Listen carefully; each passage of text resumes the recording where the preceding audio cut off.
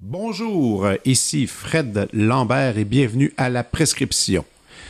Des petites annonces pour commencer. Tout d'abord, l'émission est bien disponible sur Acast comme d'habitude, A-C-A-S-T, mais on se retrouve maintenant sur Amazon Music, Apple, Google Podcasts, Spotify et YouTube. Sur YouTube, il ne faut pas avoir des attentes trop élevées. C'est seulement le fichier audio que vous entendez en ce moment avec une photo de moi très colorée en arrière-plan. Cet été, on vous promet de la vidéo. Si vous avez une petite minute à perdre pour dire à quel point vous appréciez l'émission, faites-le sur toutes ces applications. Ça semble pas si important pour vous peut-être, mais pour nous, et je veux dire pour moi et mon réalisateur, ça nous permet de pouvoir élargir notre public et ainsi élaborer des plus gros plans pour les futurs épisodes. Alors, si vous, sur 5 étoiles, vous avez envie de mettre 5 étoiles, c'est pas une mauvaise idée, faites-le, puis peut-être écrire un petit truc sur qu'est-ce que vous aimez. Oui, aussi, vous pouvez faire un petit pouce levé sur notre page Facebook et on vient d'atterrir sur Instagram. Pourquoi les réseaux sociaux? Simplement parce que l'émission sort le lundi, mais les mercredis, nous allons sortir sous forme photographique la prescription culturelle de nos invités. Comme ça, vous allez pouvoir visualiser, voir quel est le livre ou le film ou le disque qu'il est proposé et on mettra des liens pour que vous puissiez vous procurer ces œuvres. Aujourd'hui, il sera question de danse contemporaine avec la chorégraphe Mélanie Demers. Artiste multidisciplinaire, Mélanie Demers fonde à Montréal la compagnie Mayday en 2007. Explorant le lien puissant entre le poétique et le politique, elle approfondit son engagement avec des œuvres aux formes hybrides. Parallèlement à sa pratique chorégraphique, Mélanie Demers enseigne le mouvement dans les grandes écoles de théâtre, agit à titre de conseillère sur plusieurs productions théâtrales et s'engage dans une pratique littéraire. Sa fascination pour les mots et les gestes se cristallise avec Wood en 2015, qui remporte le prix du Calque de la meilleure œuvre chorégraphique. Alliant théâtralité, littérature, musique et art visuel, un cycle nouveau commence en 2021 avec la mise au monde des œuvres La Goddamn Voie lactée, Confession publique et Cabaret noir. En 2021, Mélanie Demers reçoit le Grand Prix de la danse de Montréal. Celui-ci souligne la marque unique qu'elle laisse sur son époque. À ce jour, elle a chorégraphié plus de 30 œuvres et a été présentée dans les festivals et théâtres d'Europe, d'Amérique, d'Afrique et d'Asie. Voici ma conversation avec Mélanie Demers.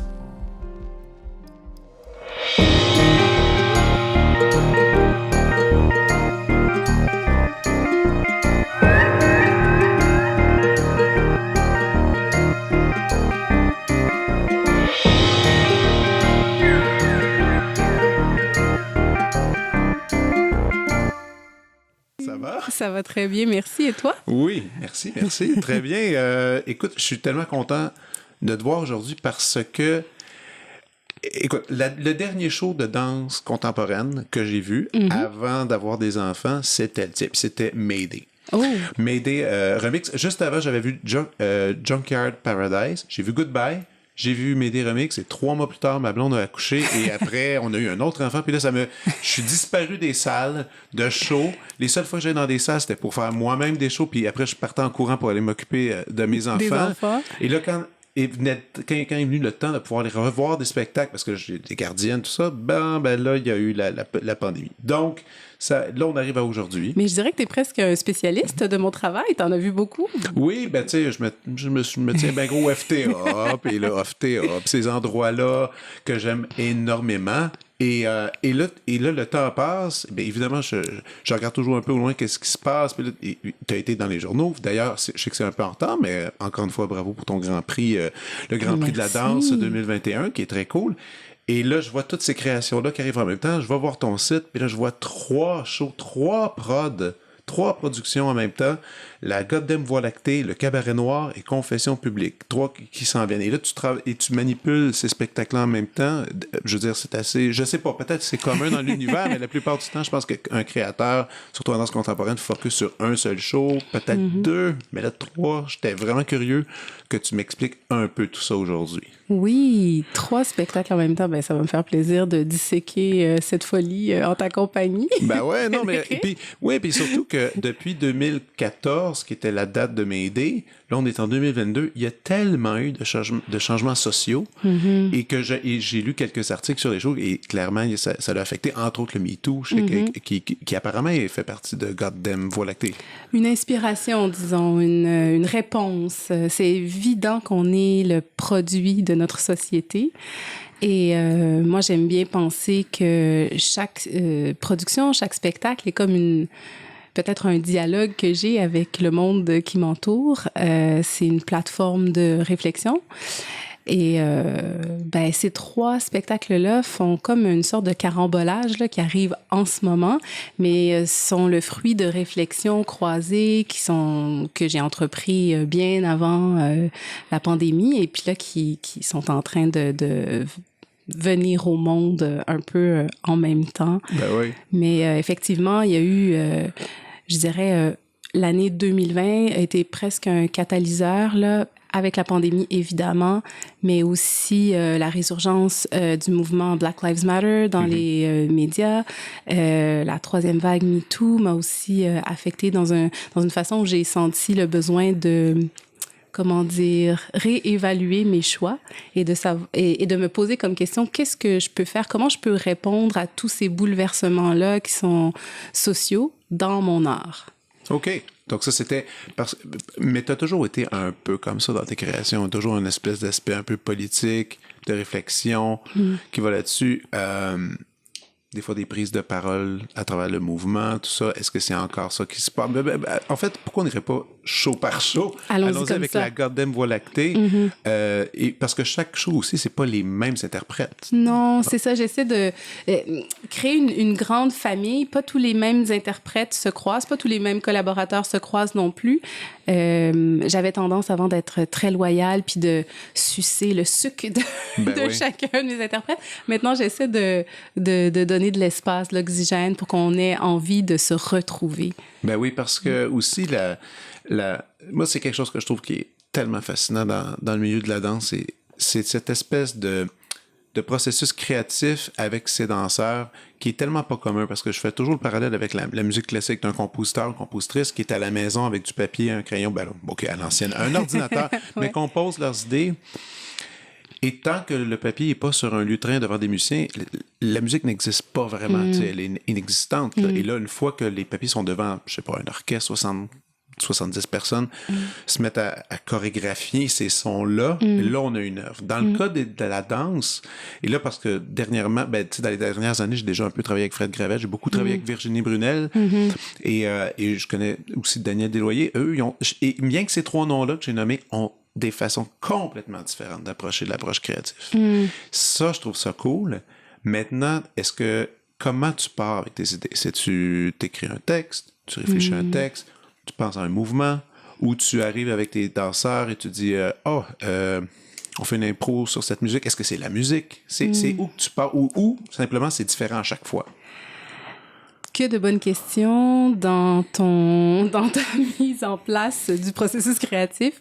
Je dirais que de plus en plus, j'essaie de penser la création comme une marche en forêt, c'est-à-dire de découvrir les beautés insoupçonnées.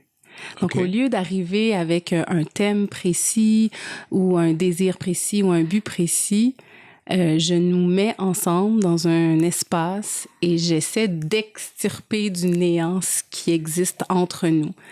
Donc, je n'impose pas ou j'essaie le moins possible d'imposer.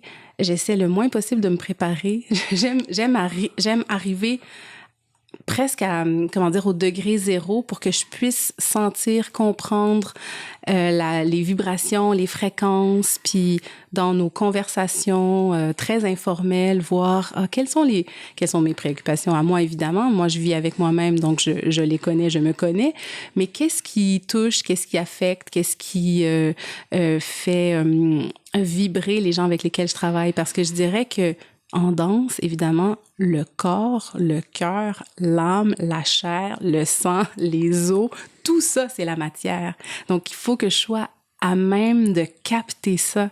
C'est pas juste de surimprimer sur un corps mon désir. C'est de voir les désirs converger, émerger ensemble.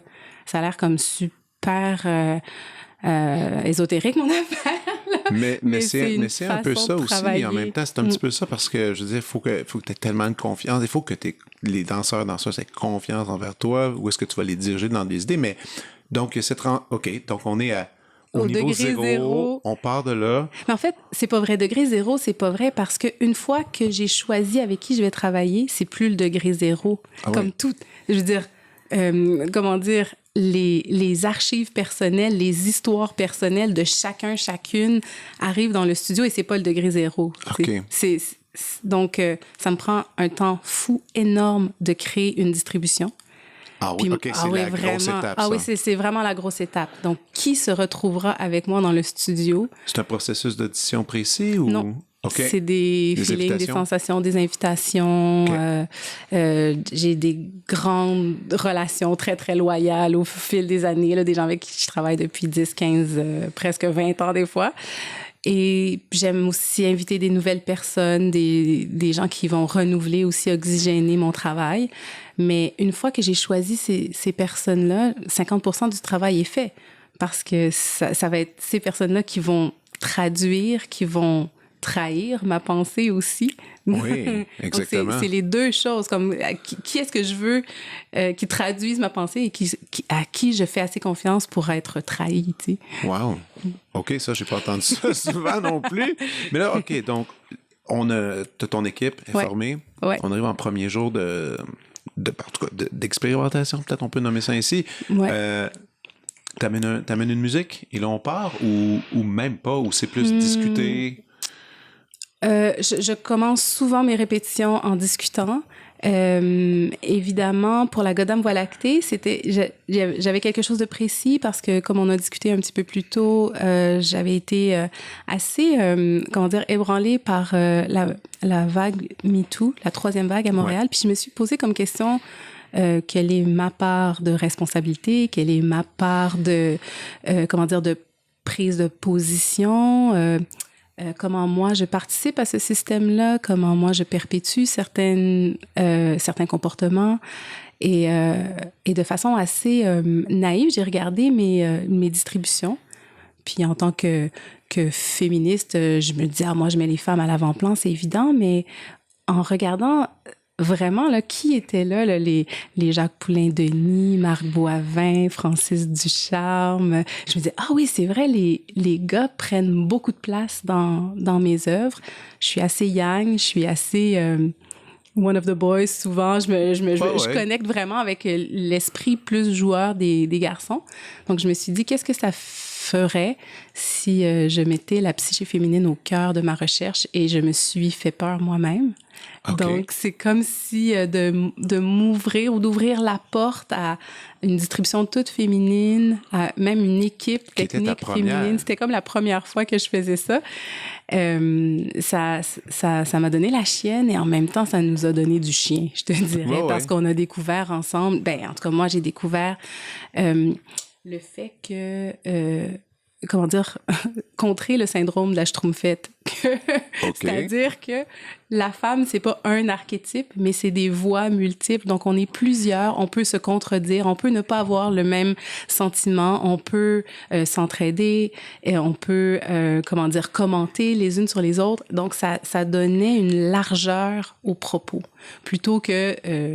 comme une personne noire, admettons, d'être la représentante des Noirs ou d'être la femme, la représentante archétypale des femmes. Non, C'est comme nous sommes multiples, nous sommes plusieurs. Donc ça nous a donné, je pense, de la largeur d'esprit puis de la largeur de corps pour vraiment comme embrasser ce spectacle-là qui s'appelle La Goddamn Voie lactée. Je dirais qu'il n'est pas un spectacle sur les femmes, mais un spectacle à travers la vision des femmes. C'est un spectacle sur le monde, mais par la visière, par la vision des femes. Ouais.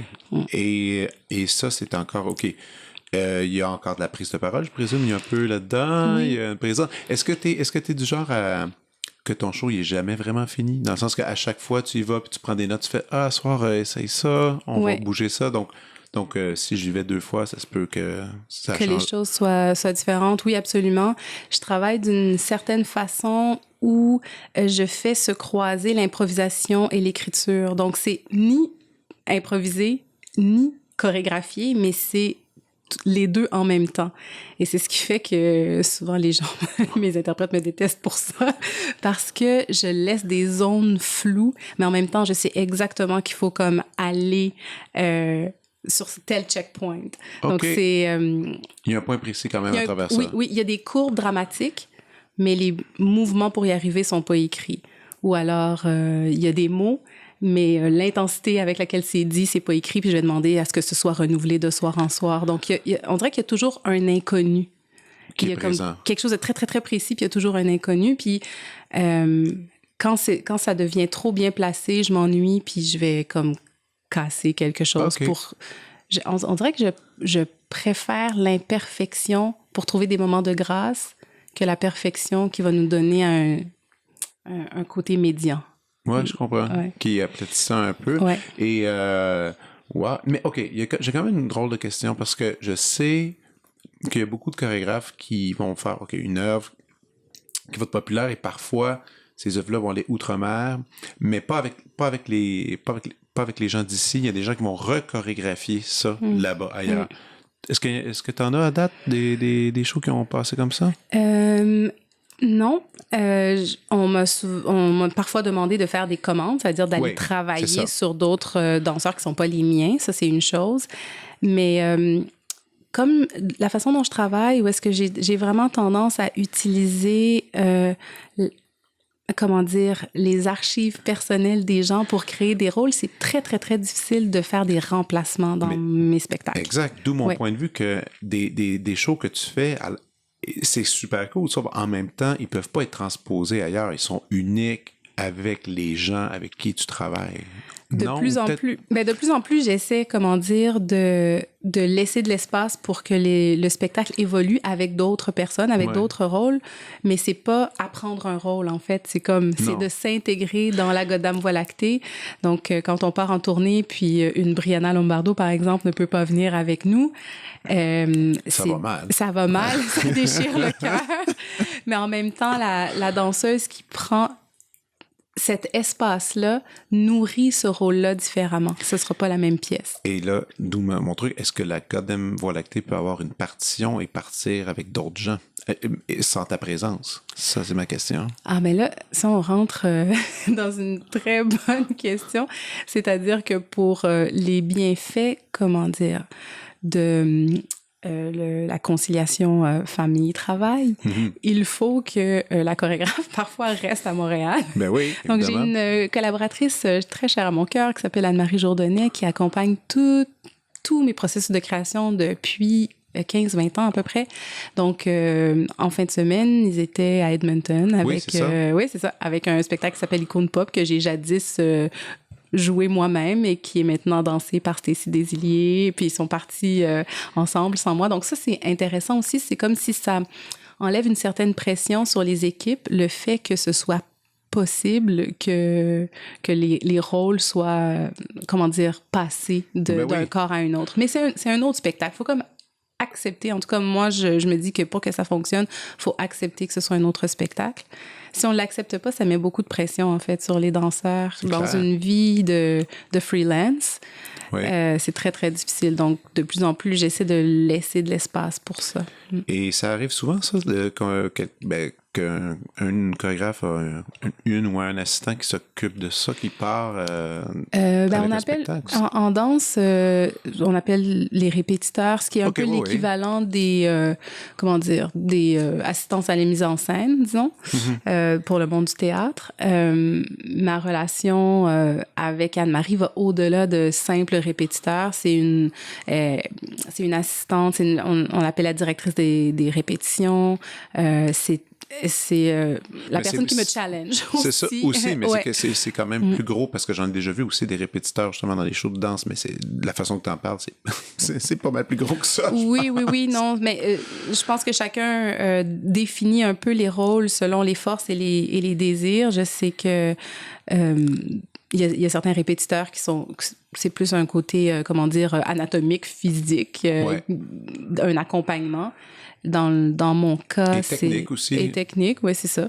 Dans mon cas, c'est vraiment comme une relation artistique de long terme. Je raconte souvent cette anecdote-là, mais Anne-Marie a l'espace pour challenger mes idées, pour les remettre en question, pour challenger surtout mes façons de faire.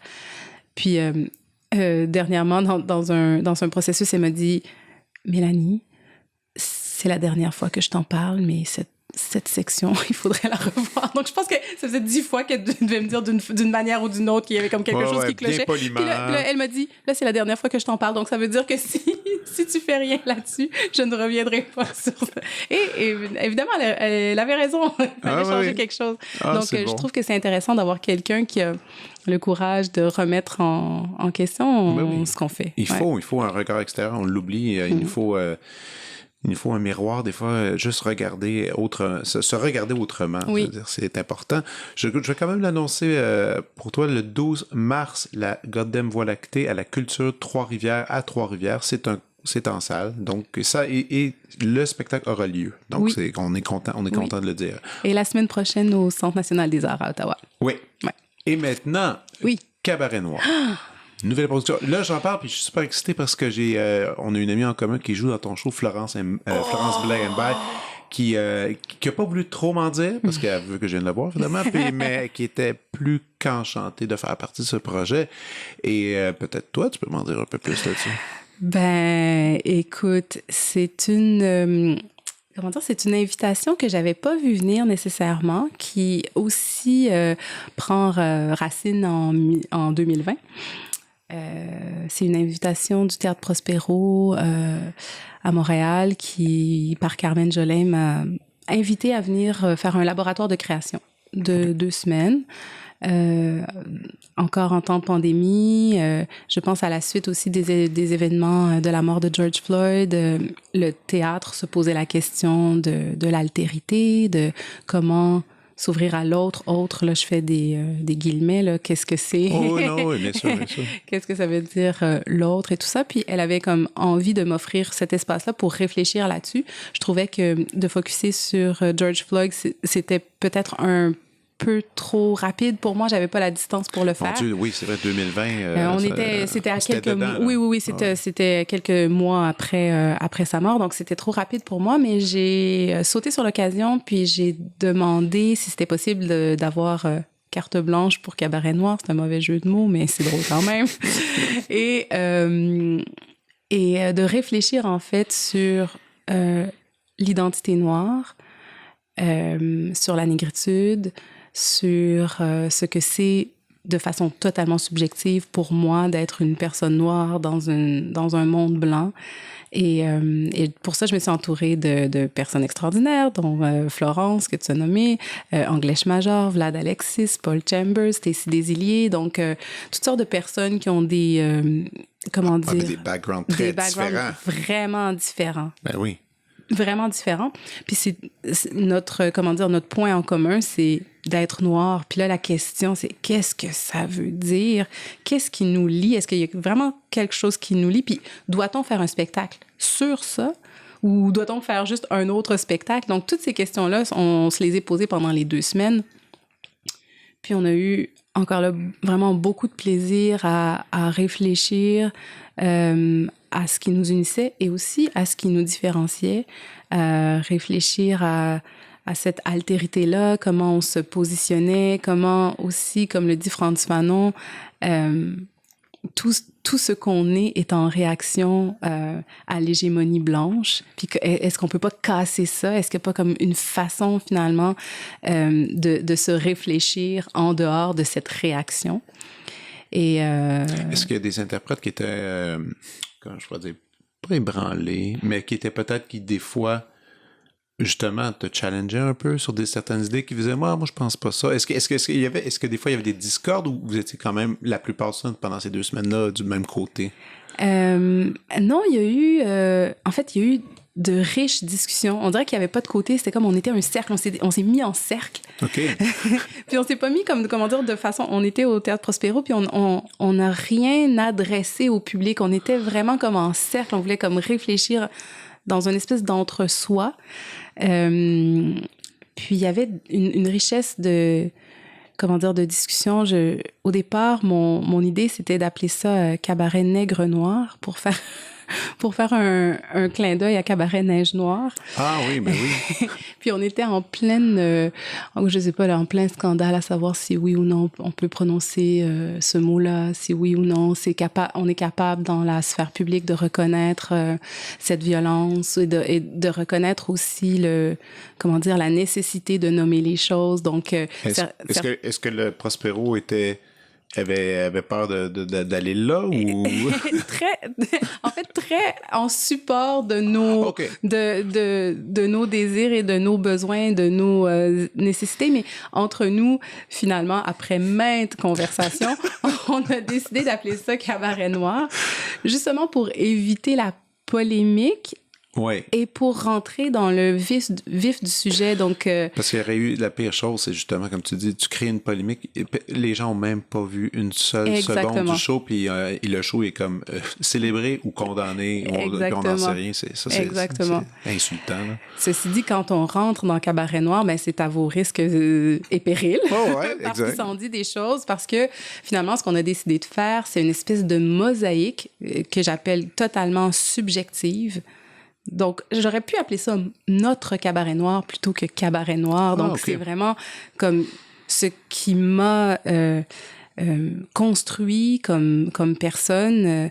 La première chose qu'on a fait, c'est cette grande réflexion qu'on appelle autodafé. J'ai amené plein de livres de ma bibliothèque qui avaient pu contribuer à construire mon identité noire. Donc, on passe de Frantz Fanon à Aimé Césaire, de Toni Morrison, à Bell Hooks, de Hergé, au Guide Gallimard sur l'Afrique de l'Ouest, de Chloé Savoie-Bernard à Zadie Smith. Puis on s'est comme lu ensemble ces voix-là. Puis on a comme créé encore là une espèce de voix multiple, globale, puis se dire que de façon assez aléatoire, on prend un livre, on l'ouvre, puis on lit ce qui est là. Comment le hasard nous crée aussi. Okay. Puis c'est devenu comme la première scène qu'on appelle autodafé, comme faire brûler ces livres-là pour créer comme une cendre commune. Là. Je suis super comme inspirée quand je parle de ça, là, mais c'était très intéressant parce que je voulais pas que ce soit un plaidoyer ou un manifeste nécessairement, parce que si je décide, moi, de lire, je sais pas, moi, le discours de Martin Luther King, tu sais, c'est comme ça résonne beaucoup, mais en même temps, il y a comme quelque chose d'un peu qui dans la morale, puis je voulais pas être dans la morale, je voulais être dans cette ouverture-là, puis de dire, oui, si je prends la biographie de Martin Luther King, je peux tomber sur un passage marquant de son histoire, puis je peux aussi tomber sur le fait que, je sais pas moi, il trompait sa femme. Et c'est ça aussi. Ben oui, ça fait aussi partie de ça. Ah, puis Michael Jackson, comment je le traite? Puis Kanye West, comment je le traite? Puis Doualé, comment je la traite? Puis Lancé Compte, Lucie Baptiste, comment je le traite? Puis Othello, comment je le traite? Donc c'est comme tout. Ah non, il y a plusieurs. C'est comme, je suis allée chercher comme tous ces fragments de vie là qui m'ont fait moi. De vie noire, mais ambiguë, tu veux dire?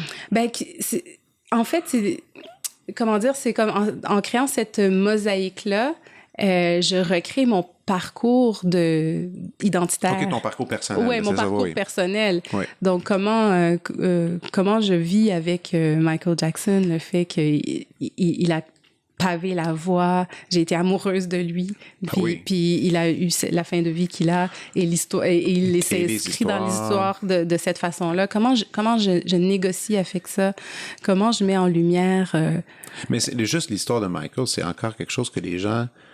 C'est pas encore vraiment digéré, cette histoire-là. Non. Les gens sont encore pas capables de trancher. Tout le monde est un peu tout croche avec ça. Puis moi, j'en parle, j'enseigne à l'UQAM la musique, puis on a déjà eu une discussion avec tous les étudiants, puis personne ne savait quoi faire. On ne sait pas quoi faire avec ça. Puis moi, j'aime bien traiter un spectacle comme une question plutôt qu'une réponse. C'est pas comme si on va venir voir Cabaret Noir puis on va savoir, voici comment il faut penser et réfléchir. Maintenant, c'est au contraire, je mets mes questions de l'avant, puis... Non, tu veux que les gens retournent à la maison après le show, puis que, je sais pas, s'ils sont une gang, après, ils continuent à jaser, puis que ça amène... c'est ça, un spectacle. C'est ça que la pandémie nous a enlevés. On a été kidnappés dans l'incapacité, finalement, d'utiliser un spectacle pour sa fonction première, c'est-à-dire de nous faire réfléchir, de revenir sur nous-mêmes, essayer de mettre des mots sur des sensations, essayer d'analyser, d'entrer dans les ambiguïtés, dans les zones d'ombre. C'est ça, un spectacle. Puis, je sais pas, je pense qu'on vit dans une époque où on apprend de moins en moins à vivre avec l'incertitude et l'inconnu. On dirait que c'est comme s'il faut savoir exactement quoi penser, être de quel bon côté. Ben oui, puis en plus, ça, je pense que c'est la pire chose qui peut arriver à un show, c'est que tout le monde sorte puis disent c'était bien bon, hein? C'était bien bon. Alors, puis moi, les meilleures conversations, évidemment, c'est quand je sors puis que moi, supposément, là, j'ai été ébahi de la personne avec moi, elle dit j'ai pas aimé ça, puis là, le spectacle commence. Là, ça part dans toutes les directions. Puis... Mais donc, ce Cabaret Noir a été fait, je pense, une seule fois. En fait, on a fait un laboratoire de 2 semaines qu'on devait présenter devant public, mais je sais pas à quelle vague on était rendu, on n'a pas pu le faire. Et donc, c'est resté un peu dans les tiroirs, puis Prospero, je pense qu'il avait envie de le faire vivre en tant que spectacle, donc on s'est allié avec l'Agora de la danse, puis on en a fait un show. Mais on laisse, l'esprit très bricoleur. C'est un spectacle, c'est pas un spectacle comme La Goddamn Voie lactée, là, sur lequel on a travaillé des mois et des mois et des mois. Là. C'est comme quelques semaines dérobées ici et là à nos agendas très, très serrés, puis on veut garder un esprit... spontané, fait dans l'urgence. Senti. Oui, senti, tout ça. Puis, donc, on est chanceux parce qu'on sait que le spectacle aura une vie aussi après. Donc, on va s'arrêter aussi à Toronto puis à Ottawa. Ah oui, OK. En 2023. En 2023, OK. C'est pas annoncé encore, mais pour l'instant, il va y avoir quelques dates. C'est du 13 au 16 avril 2022, Cabaret Noir à l'Agora, cette fois-ci. Oui, à l'Agora de la danse. Oui, une présentation de Prospero, mais à l'Agora de la danse. En collaboration là-dessus. Cool. Et là, on arrive à Confession publique. Ça, j'ai pas réussi à trouver quoi que ce soit là-dessus encore. J'ai vu le titre passer, j'ai vu un peu, c'est quoi? C'est un solo, je pense bien? C'est un solo, Confession publique, en fait, que j'avais commencé à concocter pour une sortie de résidence quand j'étais en résidence à l'Usine Cyr, quelque part en 2014, je crois. Ça fait un bout quand même. Ça fait longtemps. J'avais commencé ce processus-là et ça s'était arrêté parce que j'étais tombée enceinte puis j'avais d'autres choses à faire. J'avais d'autres choses à faire. Et c'est un solo que j'avais mis un peu dans les tiroirs. Et il y a quelques années, Angélique Wilkie est venue vers moi en me proposant de lui créer un solo parce qu'elle faisait son projet doctoral qui était sur la dramaturgie de l'interprète. Puis elle voulait, se mettre dans la peau d'un interprète. Elle, femme de 60 ans, avec une carrière incroyable. Elle a dansé pour les plus grands chorégraphes, Alain Platel, etc. en Europe. C'est aussi une chanteuse. Elle était lead singer dans Zap Mama en Belgique. Donc, c'est comme une grande artiste. Et elle avait envie de se remettre dans le bain d'être une interprète comme femme noire avec un corps de 60 ans. Donc ça, c'était ce qu'elle amenait sur la table. Et quand elle m'a parlé de son projet, les idées que j'avais vaguement évoquées avec Confession publique me paraissaient en lien avec ça. Donc, j'ai ressorti le titre. OK. Parce des idées qui traînent sûrement dans un fond de tiroir. Des idées qui traînaient dans un fond de tiroir. Puis là, je les ai arrimées en fait, au lieu de faire ma confession publique, on a créé la confession d'Angélique Wilkie. OK. Ensemble, ouais. OK, mais ça s'appelle quand même Confession. Ça s'appelle Confession publique. C'est avec Angélique Wilkie. On l'a créé au Théâtre de la Chapelle en novembre et il y a d'autres dates qui s'en viennent. Oui, puis en fait, il y a le 28 avril 2022, Espace le vrai monde. Oui, Collège à Huntsic. Ah, Collège Antique. Ouais, OK, ouais. OK. Ouais. Que d'autres, je ne connais pas du tout cette salle, je suis jamais Allez allé. voir la programmation. Mélissa Pietracupa fait un vrai beau travail de programmation. OK, Ouais. parce qu'on est, quand on est à Montréal, on est quand même habitué, il y a quand même les lieux traditionnels, Agora et etc., là, dans lesquels on est habitué. Dans le... J'ai oublié tantôt dans le Cabaret Noir, est-ce que tu vas être sur scène? Oui! OK! Parce que c'est quand même un détail. Ben oui, ça. Mais j'en parle maintenant surtout parce que je te connais surtout comme chorégraphe, oui. mais là, je lisais tout ton passé d'interprète. Oui, tu étais interprète pendant quand même plusieurs années. Oui. Jusqu'à quel âge tu as dansé? Ben, de façon là, vraiment assidue, j'ai dansé jusqu'à 35, 40 ans. Là, mais j'ai été interprètre pour la compagnie au Vertigo 10 ans, donc de 21 à 32 ans, là, tu sais, vraiment comme, ouais. Puis évidemment, c'est indiscret, tu veux pas en jaser, c'est correct, mais c'est qu'est-ce qui t'a fait basculer du côté chorégraphique? Je pense que je prendrais ta question de l'autre côté, c'est comme... Comment ai-je fait pour être interprète? Parce que j'ai l'impression que j'ai toujours eu un esprit de créatrice. Ouais. Puis être interprète, pardon, ça a comme été un accident qui s'est prolongé. OK. T'étais pris dedans, puis tu continuais, puis c'était par habitude, t'aimais la scène, tu danses? Ben non, je l'ai pris vraiment comme un privilège, là, parce que il y a vraiment beaucoup d'appelés, peu d'élus.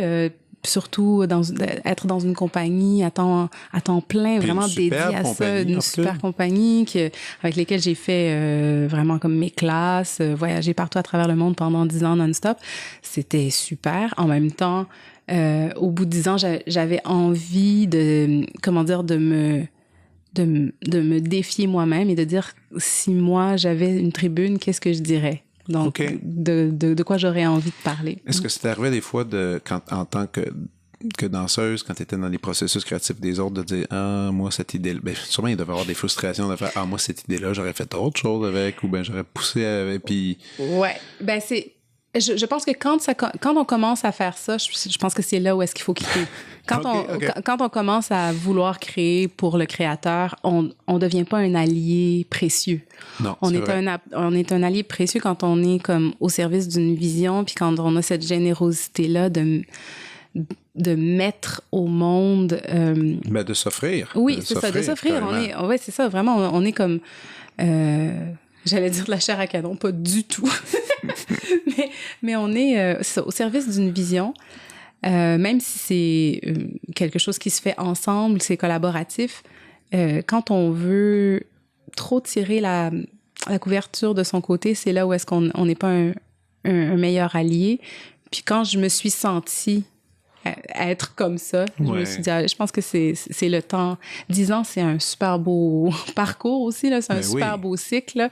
Ça me semblait... T'as pas eu trop de blessures? T'es correct? Moi, j'ai pas été blessée beaucoup. Non, pour vrai? Non, moi, je suis pas trop... Non, j'ai comme... un corps machine, j'ai pas été blessée. Mais tu sais, je suis pas une danseuse très... je suis pas une danseuse très technique.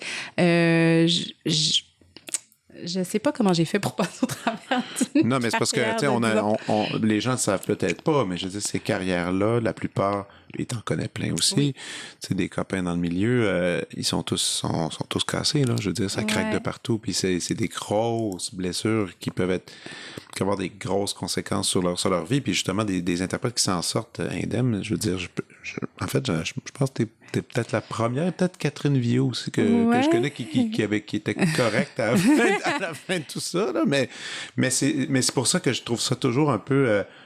c'est tellement un bel art, tout ça, mais à chaque fois que je vais voir le spectacle, dans un spectacle de danse, il faut que j'essaie de pas trop penser au sort physique que certains danseurs ou danseuses peuvent Oui, vivre. on s'inflige beaucoup, c'est sûr. Mais c'est vrai que, comment dire, je pense que de plus en plus, les processus nous permettent, je dis ça, puis je sais pas si je suis d'accord avec moi, là, mais de plus en plus, les processus nous permettent d'amener les œuvres là où on peut aller, là où on veut aller. Ouais. Je pense que les interprètes ont de plus en plus de pouvoir sur les œuvres, beaucoup moins des exécutants que il y a des années. Donc, j'espère que ça change notre façon de prendre soin de nos outils, là. Non, mais c'est vrai. Et aussi, il existe maintenant un paquet de traitements qui peuvent, en tout cas, du moins soulager ou aider, là, comme on peut.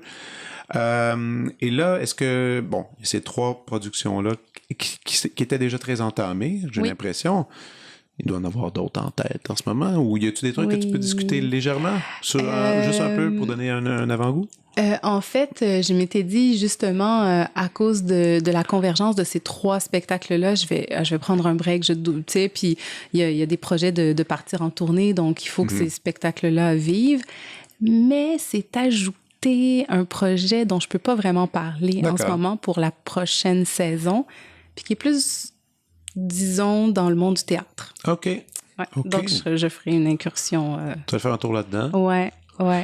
D'ailleurs, en repensant à tes shows, tout ça, puis la façon même que tu en parles, l'écriture théâtrale, qui va peut-être un jour on rediscutera.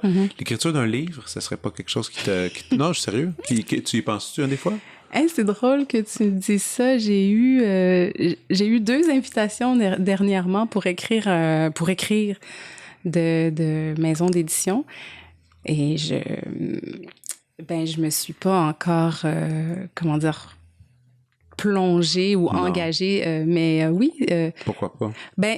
On dirait que l'écriture, c'est une pratique que je fais un peu en dilettante. C'est pas quelque chose que je maîtrise.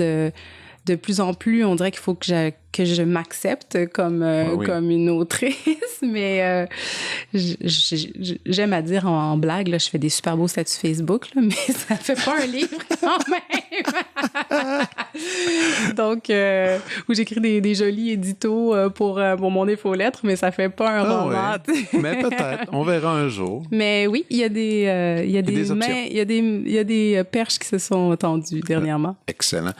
Écoute, Mélanie, on va passer maintenant à la prescription. Yeah!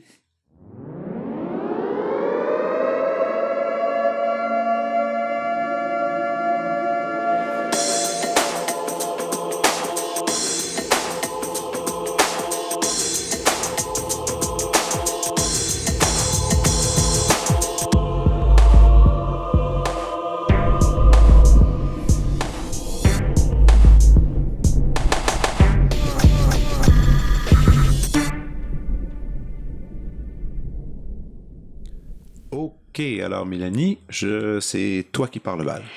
Alors, je suis pas du tout pharmacienne, mais j'ai une prescription très importante pour vous. En fait, avec le projet La Godam Voie Lactée, on a aussi créé un EP. Franny Holder a créé un EP avec sa magnifique musique. C'est magnifique. Et on cherchait l'illustration pour ce CD-là, ce vinyle-là de La Godam Voie Lactée. Et elle m'a fait découvrir une artiste canadienne qui s'appelle Marigold Santos, qui est magnifique, d'origine philippine, je crois, qui a étudié à Calgary, puis à Concordia, détentrice d'une maîtrise à Concordia. C'est tellement important, son travail. Je comprends pas pourquoi on ne la connaît pas. Non, j'ai jamais entendu son nom. Ben là, je suis contente de vous faire découvrir ce nom-là. Elle a sûrement un site sur lequel on peut aller voir ses trucs. Oui, vous pouvez aller voir ses trucs. Juste dans le moteur de recherche Google, Marigold Santos, et vous allez voir des toiles de très grand format, des corps paysages, une approche picturale hyper moderne, mais en même temps qui, pour moi, fait écho aux anciens. Je la connais Pas beaucoup. C'est comme une nouvelle, c'est une nouvelle personne dans mon cercle. Je l'ai jamais rencontrée personnellement. Marigold, si tu entends ça, je suis fan de toi. Ben oui. Mais, et elle habite sûrement, c'est ça, à Montréal. Oui, c'est ça. Oui, elle fait vraiment, ses trucs. Exactement. Donc, oui, c'est vraiment une artiste visuelle très importante pour moi. Ouais. Et qui aussi fait partie un peu de ton œuvre avec ce disque. Avec ce disque, ce EP de la Godam Voie lactée, la musique de Franny Holder. Donc, je prêche un peu pour ma paroisse. Non, mais c'est bien. Moi, j'aime ça. C'est bon. Moi, j'y vais à mon tour. J'y vais avec un film, en fait. Peut-être tu l'as vu. Il vient tout juste d'être déposé sur iTunes, parce que maintenant, c'est là qu'on va trouver des films. Hélas, il n'y a plus de club vidéo. Red Rocket, de Sean Baker. Ah, je connais pas. Raconte. Sean Baker, peut-être tu as déjà vu 2 autres films qu'il a fait. Il a fait Tangerine, qui avait, je pense, été le premier film qu'il a fait entièrement avec des iPhones. Oui. Qui racontait l'histoire d'une prostituée transgenre qui sortait de prison et qui avait appris que son amoureux l'avait trompé, puis là suit ensuite des histoires incroyables. Ouais. Et ce même réalisateur-là aussi avait fait The Florida Project. C'était une mère monoparentale qui habitait dans les hôtels un peu insalubres à Orlando, proche de Walt Disney, où cette mère-là qui n'arrive pas à survivre est obligée d'aller vers la prostitution aussi. Et celui-là, encore une fois, parce que c'est un réalisateur que j'aime beaucoup, c'est comme, parfois c'est drôle, parfois c'est extrêmement dramatique, en fait, la plupart du temps. Il arrive avec ce Red Rocket où, encore une fois, c'est l'échec. C'est toujours le thème qui revient, c'est l'échec de la commercialisation de la sexualité. Il montre ça. Oui, c'est la réalité, ça existe, mais ça marche pas toujours si bien. Ici, dans Red Rocket, on suit les aventures d'un pauvre bonhomme qui tout d'un coup débarque en autobus au Texas. Il a le visage avec un peu magané, quelques marques de sang, tout ça. Et il se promène, et il va revoir des gens qu'il connaît. Ça fait 17 ans qu'il n'est pas là. Puis ce qu'on réalise finalement, c'est qu'il est une porn star. Et on ne sait pas pourquoi il est obligé de quitter Los Angeles, mais il essaie de revivre au Texas et se refaire une vie. Se refaire une vie comme porn star quand c'est la seule chose que tu as dans ton CV. C'est apparemment pas vraiment faisable de se trouver une job nulle part. Et là, on voit ce côté noir un peu de ce travail. Et c'est très drôle, c'est bien fait, mais la pointe dramatique qui arrive plus vers la fin est assez incroyable. Et c'est un fin observateur, Sean Baker. Il a toujours eu cette façon d'aller filmer la misère, mais en même temps essayer de donner un pseudo quelque part espoir qui se cache. Bref, Red Rocket de Sean Baker, j'ai eu un beau coup de cœur pour ça. Et maintenant, à ton tour. Alors moi, je vous parle de un livre qui s'appelle Les villages de Dieu de Emily. J'ai un blanc tout d'un coup. Le visage de Dieu? Oui. Attends, je vais faire une recherche pendant que tu peux, par contre, me raconter l'histoire de ça un peu. Alors, j'ai connu ce livre-là parce que il s'est passé en Haïti sûrement un Xème... Émilie Prophète. Émilie Prophète. Voilà. Émilie Prophète, voilà. Et donc, je vous parle de Émilie Prophète, les villages de Dieu, parce que Dany Laferrière en a fait un éloge incroyable dans le journal lorsque une catastrophe était arrivée en Haïti, puis il a dit, je sais pas pourquoi vous me demandez à moi de parler de Haïti, allez plutôt lire Émilie Prophète, oui, je me rappelle de Les ça. villages de Dieu. Oui. Et elle vous racontera beaucoup mieux que moi ce qui se passe dans les bidonvilles, l'humanité, les jeux de pouvoir, le désir, le soleil implacable, en dehors de tous les stéréotypes qu'on peut avoir de Cité Soleil ou quoi que ce soit. Donc, c'est un livre vraiment remarquable. Et est-ce que c'est dur ou je veux pas dire romantique, mais je veux dire, est-ce que c'est écrit d'une façon c'est pas de la fiction, c'est du réel.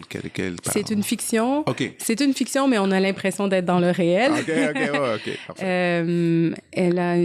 Je pense que c'est intéressant aussi d'avoir comme une voix féminine sur Haïti. Il y a des grands auteurs haïtiens. Les femmes sont moins représentées. Donc, non, c'est vraiment comme une une voix importante. Et c'est aussi, je dirais, en parallèle à ça, tout ce que Mémoire d'Encrier publie et puis le travail de Rodney Saint-Éloi aussi, je dirais vraiment comme important.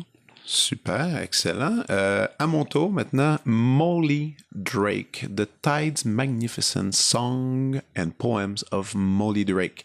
Ça, c'est mon disque préféré de la dernière année. Mais c'est un disque qui est sorti en 2017. Alors, je l'ai découvert sur le tard par hasard. En fait, j'ai découvert en écoutant une comédie, une télésérie. Et à la fin, il y avait un générique. Et pendant le générique, ma copine a fait, mon Dieu, c'est quoi? C'est tellement beau, c'est quoi? Puis là, on s'est mis à fouiller, c'était difficile à trouver. Puis là, on a retrouvé, puis là, on est allé à la source, on a écouté ce disque. Et est-ce que sûrement tu connais le chanteur Nick Drake, bon, qui est mort à 26 ans, je crois, je pense qu'il est mort, il s'est suicidé. Molly Drake, c'est sa mère. Ah! Ouais, il avait une mère qui était incroyable. Et d'où la musique venait. Je veux dire, son goût à la musique à Nick Drake, c'était sa mère. C'est elle qui lui a enseigné beaucoup. Et son père, Nick Drake, faisait par hobby un peu il était ingénieur de son ici et là, et à l'époque, il y a très longtemps. Et toute cette collection de chansons, il existe un seul disque, et c'est ce disque-là. Et c'est on parle, vous allez écouter, vous allez entendre, vous avez l'impression d'un vieux vinyle qui tourne, et c'est piano-voix. Et c'est des poèmes, c'est des courtes chansons, on pourrait presque penser comme des petits leaders de 3 minutes environ, d'une grande beauté, d'une grande sensibilité. Et c'est impossible de ne pas penser à Nick Drake en écoutant ça. On voit l'influence, on voit tout ça. Puis et il y a des imperfections. Elle n'a pas une voix à tout casser. Elle a une belle voix, elle a une jolie voix. Une petite fausse note ici là, mais c'est pas ça l'objectif. L'objectif, c'est surtout la poésie qui se cache là-dessus. Moi, j'en reviens pas encore. Ça fait des mois, puis à chaque semaine, j'y retourne et je me sens bien là-dedans. Très mélancolique, mais très beau. Donc, Molly Drake, The Tides Magnificent Song and Poems of Molly Drake, disponible sur toutes les plateformes. Et toi, à ton tour? Alors, moi, je vous parle d'une compagnie de théâtre qui s'appelle Forced Entertainment. OK, je connais pas. Alors, juste le nom de cette compagnie-là, le divertissement forcé, je trouve ça extraordinaire.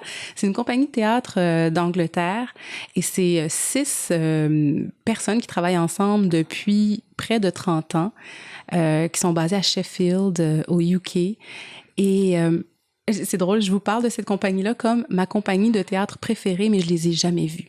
Donc, c'est vraiment, je suis le travail de Tim Mitchell, qui est un peu la figure de proue de ce collectif-là depuis très, très longtemps. J'ai lu les livres de Tim Mitchell. Je regarde chacune des bandes annonces de leur spectacle comme Est-ce qu'on peut acheter certains shows peut-être? Il y a des shows qu'on peut acheter sur leur site. Okay. Ils ont fait plein d'expérimentations aussi pendant la pandémie, de travail sur Zoom. Mais c'est comment dire, c'est la quintessence de la compagnie. 6 personnes qui travaillent ensemble depuis toujours. Ils font dans le théâtre performatif, l'écriture de plateau, des shows comme Bloody Mess, On the Twelfth Night. Ils peuvent faire un Shakespeare comme ils peuvent faire un spectacle sur Zoom. Ils ratissent très, très, très, très large et c'est aussi comme une pensée de l'écriture de plateau. C'est ça que j'aime, en fait, que le texte n'est pas au centre de leur travail nécessairement, mais c'est la somme de leur sensibilité qui crée le spectacle. Wow. Il y a des images très belle, très tragique. C'est vraiment un théâtre aussi do-it-yourself. T'as l'impression que les costumes viennent de leur garde-robe, que l'éclairage est fait un peu avec les quelques spots disponibles. C'est très... Oui, c'est ça, c'est très do-it-yourself. Ils sont dans les plus grands festivals du monde. Je pense pas qu'ils sont jamais venus à Montréal. Okay. Je les suis depuis très, très loin. Allez sur le site de Forced Entertainment. Lisez les livres de Tim Etchells. Si la pratique théâtrale vous intéresse, il a des choses à dire. Cool. Écoute, merci énormément. C'était vraiment cool de jaser. Merci. Puis on se reverra en salle. Je vais aller tout voir ça. Hâte de te voir. Ouais, à bientôt. Bye. À bientôt. Vous venez d'écouter La Prescription avec Dr. Fred Lambert. À l'animation, Frédéric Lambert. Réalisation, montage, recherche et bons conseils, Olivier Chamberlain. Au logo, Joël Vaudreuil. La musique, le groupe Crabe, Jérôme Minière, Philippe B, Ben Chimie, Guillaume Beaulieu et Vincent Vertefeuille. Merci d'avoir été à l'écoute et à bientôt.